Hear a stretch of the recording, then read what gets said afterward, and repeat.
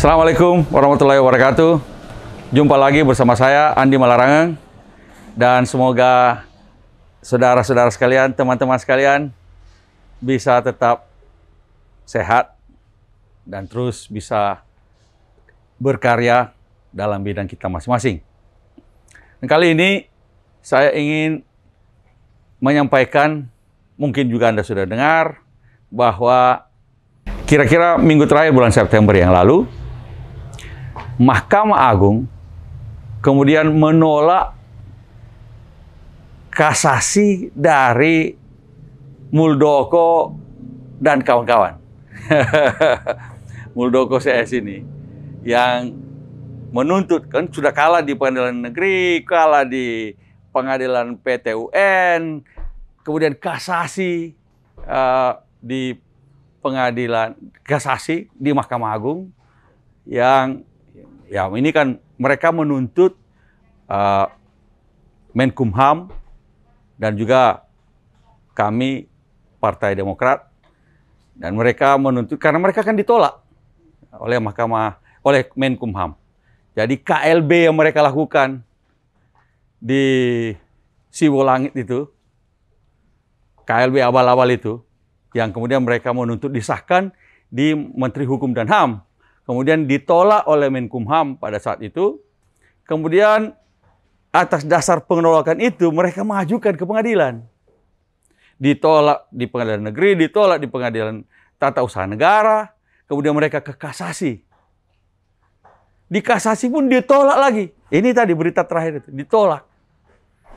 Jadi kalah sudah berkali-kali. Ini juga ada Johnny Allen Marbun yang masih jadi anggota DPR itu juga kemudian tentu saja dipecat secara tidak hormat dari keanggotaan Partai Demokrat yang sah di bawah kepemimpinan Ketua Umum Agus Harimurti Yudhoyono. Tapi dia kemudian mengajukan pengadilan juga, sampai tingkat kasasi juga ditolak juga. Dan sekarang kita menunggu keputusan Presiden sudah memutuskan juga untuk menggantinya. Dan penggantinya juga sudah ada, sudah ditentukan oleh KPU. Tinggal menunggu surat keputusan dari Presiden tentang penggantinya sehingga dilakukan pergantian antar waktu. Jadi tewas semua, ditolak semua tuntutan-tuntutan dari Muldoko dan kawan-kawan ini. Dan ini sudah bisa diprediksi dari dulu, karena ini kan KLB abal-abal yang tidak jelas siapa pengikutnya, siapa yang hadir. Dan mereka-mereka yang hadir, yang jadi pentolan-pentolan itu, ya sebagian sudah keluar dari Partai Demokrat. Muldoko sendiri bukan dan tidak pernah menjadi kader Partai Demokrat. Tiba-tiba mau jadi ketua umum Partai Demokrat. Melakukan pembegalan partai dari kepemimpinan Partai Demokrat yang sah. Hasil dari Kongres 2020 di bawah kepemimpinan Agus Harimurti Yudhoyono sebagai ketua umum. Ini yang akhirnya ditolak. Mestinya sudah selesai lah ini persoalan ini. Mestinya sejak awal kan mestinya tahu diri lah. Sejak awal mestinya tahu diri. Bagaimana mungkin orang yang bukan kader Partai Demokrat mau jadi ketua umum Partai Demokrat, mau membegal partai orang lain? Dan kalau ini terjadi, apa kata dunia? Di mana demokrasi di Indonesia? Tapi syukurlah pengadilan masih punya hati nurani dan menggunakan atau melakukan keputusan dengan jernih. Sebenarnya sejak awal sudah kita peringatkan bahwa Pak Muldoko ini mestinya tidak punya pikiran mau ngambil alih partai orang lain. Dan orang-orang yang di sekeliling Partai Muldoko yang mengatakan dirinya senior-senior partai, ini juga semua orang-orang yang petualang-petualang politik. Yang justru menjumuskan Pak Muldoko itu sendiri. Sebenarnya tidak perlu ada, begitu ditolak oleh Menteri Hukum dan HAM, mestinya sudah selesai. Malah dalam beberapa video yang lalu, saya juga sudah mengatakan justru selesaikan, sudahi semua ini tuntutan-tuntutan hukum itu, lebih fokus untuk mendirikan partai baru. Kan begitu lebih baik. Pasti sudah buang uang banyak, Pak Muldoko. Jangan-jangan ditipu pula sama orang-orang itu juga, petualang-petualang politik itu. Sudah keluar dari Partai Demokrat, sudah tidak aktif dari Partai Demokrat, tiba-tiba mau ikut. Dipikirnya karena dianggap Pak Muldoko pasti menang. Tahu-tahu ternyata KLB itu abal-abal. Hanya diikuti oleh 33 DPC dari 514 dan 1 ketua DPD dari 34 ketua DPD. Jadi 33 ketua DPC dari 514. Jadi bagaimana? Tidak abal-abal. Karena itu ditolak oleh Menteri Hukum dan HAM. Mestinya saat itu Pak Muldoko, CS lah, dan kawan-kawan itu, kemudian memusatkan energinya membangun partai baru. Dan mendaftarkannya ke KPU. Mudah-mudahan lolos verifikasi KPU dan bisa ikut pemilu. Sehingga bisa kita lihat, betulkah partainya Pak Muldoko itu kemudian didukung oleh rakyat. Bandingkan dengan Partai Demokrat di bawah kepemimpinan AHY. Biar kita lihat. Kan begitu.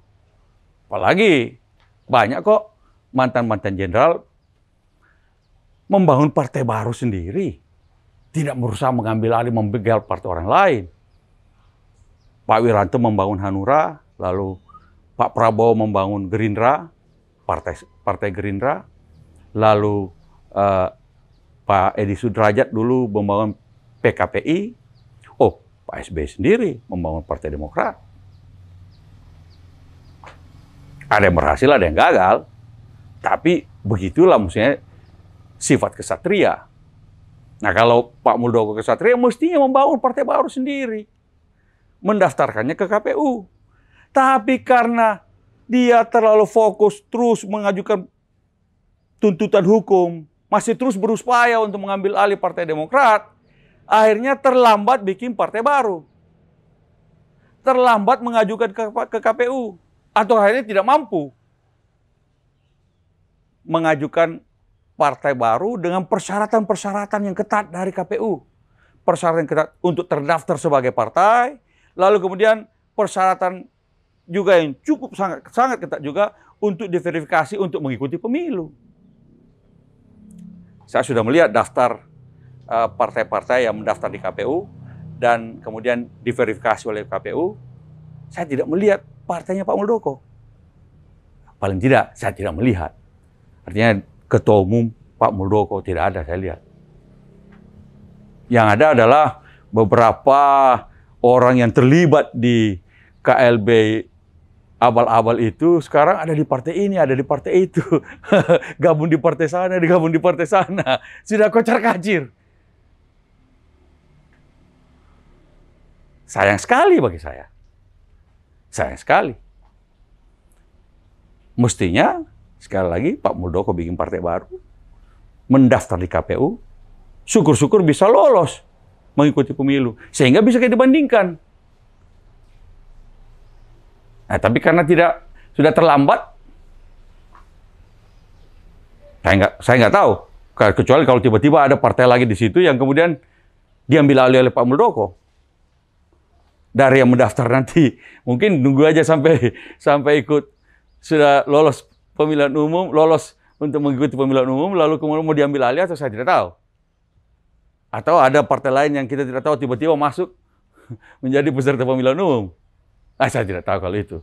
Tapi yang saya baca dari yang ada, nggak ada. Nah, kalau saya salah, silakan dikoreksi. Karena itu ini mestinya jadi pelajaran bagi siapapun yang sekarang ini berada dalam pusat kekuasaan. untuk jangan mentang-mentang kuasa. Jangan mentang-mentang punya uang, lalu mau mengambil alih partai orang lain. Lebih baik kalau memang punya uang, punya jaringan, punya pendukung, apalagi punya kekuasaan, bangun partai sendiri. Dan kemudian kita lihat, carilah dukungan rakyat. Sehingga bisa kita lihat bagaimana hasilnya dalam pemilihan umum. Itu adalah sifat kesatria. Nah, kalau mau membegal partai orang lain, ya nasibnya beginilah. Tapi ya sudah, itu pilihan-pilihan masing-masing orang. Dan siapa yang menabur angin akan menuai badai. Itu saja yang bisa saya sampaikan. Sekarang ini, mudah-mudahan tidak terulang lagi hal semacam ini dalam sistem politik dan kepartaian di Indonesia. Sampai jumpa lagi di lain kesempatan. Assalamualaikum warahmatullahi wabarakatuh.